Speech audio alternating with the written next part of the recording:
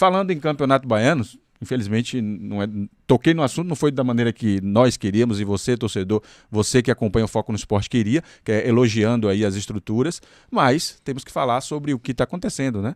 Então, assim, a gente vai falar sobre o campo, agora sobre o futebol, na verdade. Então, vamos destacar aqui a rodada 3 do Campeonato Baiano, que começou no último sábado, meu querido Paulo Esquita.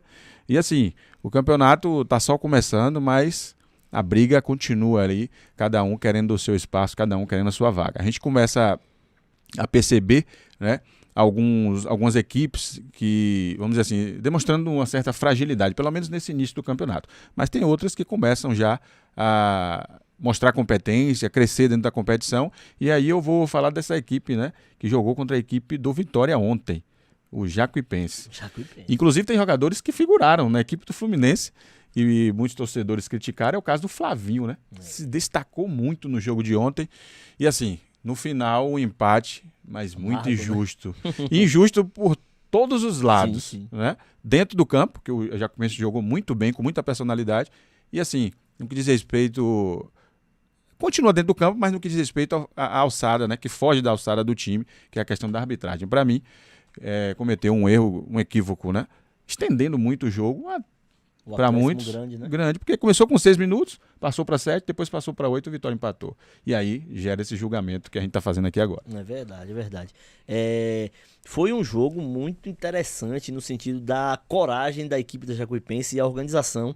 A equipe comandada pelo Rodrigo Chagas, que conhece muito o ambiente e o time do Vitória no contexto geral, né? Foi jogador, foi treinador, tem participação também um pouco nesse... Inclusive saiu indignado do campo. Com certeza é para sair, né? Mas de fato, na bola, o primeiro tempo foi um primeiro tempo onde o Jacuipense controlou muito as ações, apesar do Vitória ter tido um pouco mais a bola, o Jacuipense parecia que estava tranquilo, né? Pode ir rolando enquanto a gente está falando. A gente vai botar os melhores momentos. Pronto, enquanto a gente está debatendo aqui, falando sobre essa partida, você vai acompanhando aí os melhores momentos de Vitória e Jacuipense. Exatamente. E aí o primeiro tempo foi aquele primeiro tempo assim onde parecia que o Vitória estava dominando, mas não agredia a Jacuipense a ponto de incomodar, né? E a Jacuipense continuou fazendo seu jogo, perdeu um dos seus jogadores importantes logo no primeiro tempo, o Guilherme Rende, volante, machucou. Isso já tinha acontecido no primeiro jogo, onde ele se machucou e não conseguiu terminar a partida.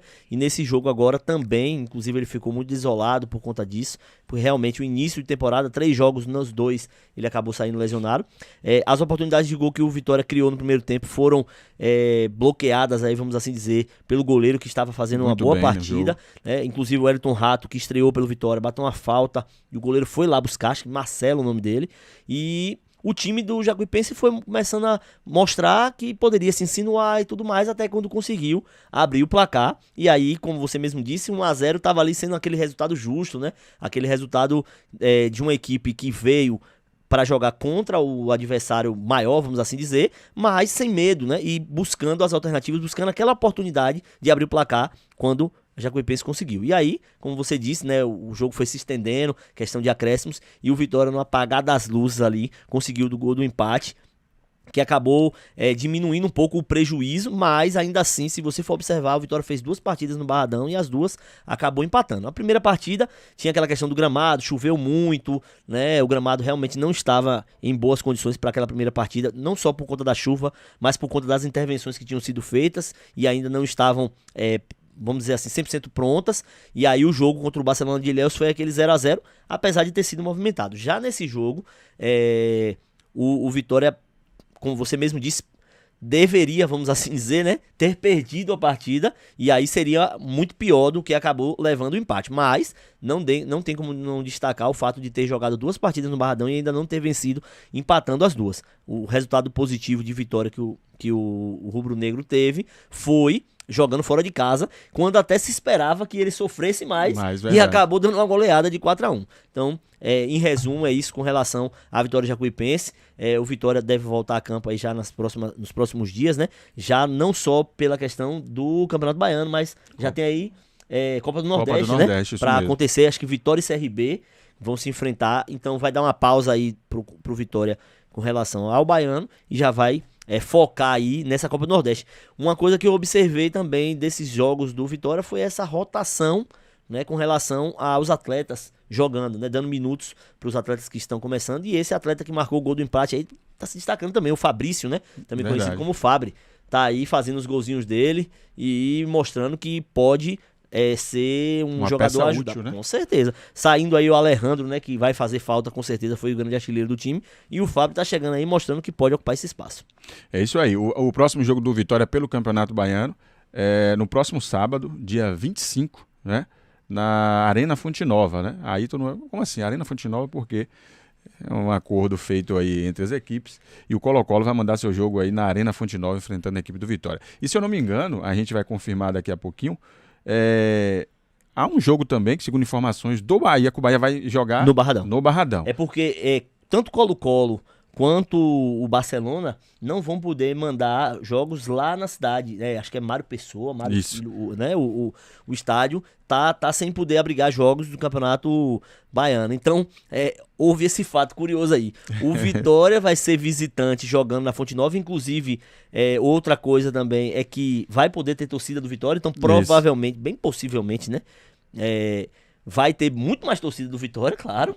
Lá, dentro do estádio É que o como se Bahia fosse manda. em casa, né? E o contrário também, porque o Bahia vai ser visitante jogando no Barradão, mas vai poder também ter a sua torcida lá no estádio. Foram informações passadas aí pelo Márcio Martins, né? Sim, Dá o sim. crédito aí, ele tem trazido essas informações aí, ele até falou um pouco dessa polêmica, dessa situação, mas, curiosamente, é o que vai acontecer. O E Vitória não foi vai nada visitar. intencional, né? Não, Porque não, às vezes acham que não, existe a questão, né? Existe a necessidade, a Exatamente. princípio. Não, porque o Vitória vai jogar na Fonte Nova, o Bahia vai jogar no Barradão. Esses Não. jogos poderiam ter até acontecido aqui em Feira de Santana, Sim. por exemplo, não é mais Se o estádio tivesse por condições, conta das dificuldades reunido que o estádio condições tá para acontecendo, isso. não teve. Então é isso. Então, próximo sábado, o Colo-Colo enfrenta a equipe do Vitória na Arena Fonte Nova.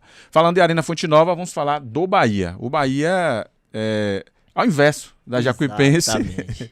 foi o que aconteceu com o Bahia, né? Não teve intervenção da arbitragem, mas o Bahia falhou aí no terço final e acabou sofrendo empate jogando na Arena Fonte Nova. Esse jogo foi, como eu falei, na Arena Fonte Nova, o Bahia enfrentou a equipe do Jacobina, a lanterna do campeonato. Então a gente já está vendo aí os melhores momentos desse jogo, meu querido Paulo Esquita.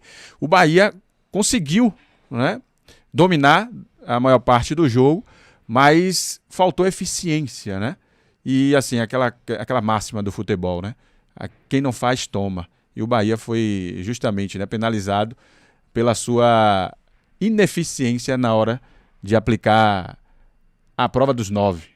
É verdade, é verdade. Assim como a Jacuipense também perdeu o resultado no finalzinho ali, nos acréscimos, aconteceu a mesma coisa com o Bahia. Engraçado que a gente se encontrou no sábado, né? E aí eu tava falando com você daquele torcedor do Vitória, né? Sim, O nosso sim. amigo Jorbson, ele inclusive deve estar na audiência aí, mandar um abraço pra ele, pro Davi. Eles são torcedores do Vitória. E aí a gente tava ontem lá conversando, aí ele perguntou, e aí, rapaz, como é que tá o jogo? Eu falei, rapaz, o Bahia tá ganhando de 1-0. Ele, rapaz, mas nem pra tomar um gol no finalzinho. Rapaz, quando eu olhei pro aplicativo, o gol do Jacobina foi assim, na mesma hora, instantâneo. Aí eu falei, mas rapaz, o que é isso? Ele, não, porque a gente tem que secar essa rivalidade sadia, sei né, como e é. tal. Eu ri demais, mas é fato, né? O time do Bahia tava com o resultado na mão, né? E inclusive fazendo por merecer, E né? criou mais oportunidades para ampliar o placar. Exatamente. E aí é aquela questão, porque não faz, toma. O sabor mais amargo que tem é você ter um jogo na sua mão, criar oportunidade de ampliar e no final vacilar. Isso aí deve dar um banho de água fria tão grande. Essa sensação de que você estava com tudo nas suas mãos ali e aquilo ali escorreu, foi o que aconteceu com o time do Bahia. A gente entende que é um time que ainda está muito descaracterizado, jogando com os atletas da base, ainda não tem o seu time principal, assim como aconteceu ano passado. A gente lembra também que ano passado, quando o time principal entrou em campo, não perdeu, foi até o mudou final. tudo. Né, até as semifinais ali, e depois quando encontrou o Vitória que acabou perdendo o campeonato, mas na questão da classificação, o Bahia não teve sufoco, e o Bahia tá em 2 pontos, né, se você for observar, o Vitória lidera a competição Com 4, né? com 5, né, 5 pontos, 2 desculpa. empates e 1 vitória, só que tem o Porto que tem 4 pontos, um jogo a menos, pode- se o Porto vencer vai pra 7, esse time é um time que a gente precisa ficar de olho. Você já havia comentado Já, sobre isso, né? desde a segunda divisão, a gente já falava, ficar de olho nesse time do Porto, que os caras não estão pra brincadeira e estão demonstrando isso aí. Então, O Bahia realmente vacilou muito, mas a gente entende também que a partir do momento que entrarem as cobras criadas aí, o time principal aí, sob o comando do Rogério Ceni, a coisa vai com certeza se encaixar, é o que se espera, e aí o Bahia esteja aí entre os 4 semifinalistas, né, talvez junto com o Vitória, ou o Porto que tá despontando aí, o time do Barcelona de Ilhéus também joga um bom futebol, esse time da Jacuipense é um time interessante, então vai ficar muito embolado isso aí, para vermos quem serão os 4 semifinalistas. É isso mesmo. Você falou sobre a questão do Porto. O Atlético de Alagoinhas, que vai ser o adversário do Porto, também pode assumir essa liderança, né? Isso porque as duas equipes hoje figuram ali na quarta, né, e na terceira, respectivamente. O Porto em terceiro e o Atlético de Alagoinhas com 4 pontos. Né? Então, caso um dos dois vençam, passa a ter 7 pontos e assume a liderança. Em caso de empate, a gente vai analisar os critérios, mas também pode encostar ali e embolar tudo no campeonato. Em caso de empate, o Vitória permanece na liderança, porque no saldo de gols, o Vitória tem 3 de saldo, que foi justamente o saldo que fez contra a Juazeirense. O Porto tem 2 de saldo, né? Se houver o empate, ele não vai sair de 2, e o Atlético de Alagoinhas tem 1. Então, para que haja um dos dois como líder, precisa haver a vitória de um dos dois que vão jogar entre si, né? Porto e Atlético de Alagoinhas. É isso aí. Destacando nesse jogo do Bahia, lembrando que o Sub-20, né, ficou incumbido de disputar o Campeonato Baiano até a terceira rodada, pelo menos essa foi a informação passada pela diretoria do Esporte Clube Bahia, e já na quarta rodada o time principal assume, né, mas, claro, isso não é oficial. Pode acontecer desse time continuar da sequência, mas pelo menos pelo planejamento, o time Sub-20 vai disputar aí, ou iria disputar até a terceira rodada. Destacar aí Juan Pablo, bom jogador, o lateral direito, né, Juan, né, lateral direito, muito bom jogador também, e o menino que entrou ontem, por conta da contusão do Marcos Vitor, que também teve destaque nas duas primeiras partidas, o jogador Gabriel, muito tranquilo, e o Fred, né? Os 2 zagueiros, a gente pode destacar. Fred também, muito bom jogador, né? Então chama a atenção. Outro jogador também, o Jota, o Sidney, enfim, e o Vitinho. Então assim, a gente percebe que desses jogadores, apesar da idade, são jogadores que têm qualidade para figurar no time principal. Óbvio que não vai ser titular, mas são jogadores que têm qualidade para figurar ali no time principal, nem que saiba como uma terceira opção, suplente, quem né? sabe, né? É importante você encorpar a equipe justamente com esses atletas aí da base. Você ter 2 jogadores por posição e ter um atleta da base que pode entrar ali. Você tem 2 laterais direitos e um lateral direito da base. Você tem 3 ou 4 zagueiros ali que já são da equipe principal e você incorporar um dos zagueiros. Né? Isso aí é importante, com certeza, porque primeiro que você dá rodagem ao atleta, primeiro que você dá experiência e também existe também a possibilidade do atleta se destacar mesmo aí e assumir uma vaga. Isso aconteceu recentemente, por exemplo, com o Beraldo. Sim. Aconteceu com o Murilo no Corinthians, né? E muitos atletas que começaram ali vindo da base por necessidade e acabaram se destacando e fazendo depois parte da equipe principal. Boas vendas que essas equipes Sem fizeram. dúvida, Beraldo, outra opção PSG. também é negociar, até porque o elenco principal não cabe todo mundo. Com certeza. Então tem jogadores que, não dá aqui, não dá pra gente encaixar, mas surgiu uma oportunidade de negociação aí, vendeu e claro, arrecadou, né? E tem esses atletas também que estavam aí na Copinha, né? Provavelmente vão ter também alguma certa oportunidade por conta do calendário que é muito inchado. Teve aí o Del também, que foi muito bem na competição. Deve ter algumas oportunidades de minutos de jogo nessa temporada. Obviamente que ele ainda deve figurar ali no Sub-17, no Sub-20 do Bahia. Mas, havendo necessidade, eu acho que é um atleta que pode sim chegar ali, vestir a camisa do Bahia Sem dúvida. E dar resultado. Sem dúvida. É o que a gente espera, né? Então boa sorte para essa garotada, boa sorte aí tanto para a Bahia quanto para a equipe do Jacobina. A gente vai agora rapidinho aos melhores momentos de mais 2 jogos, né, que aconteceram. Esses dois jogos aconteceram no sábado. Veja que a gente trouxe de trás para frente. Então assim, no sábado teve Juazeirense e Barcelona que empataram em 0-0. Vamos acompanhar os melhores momentos.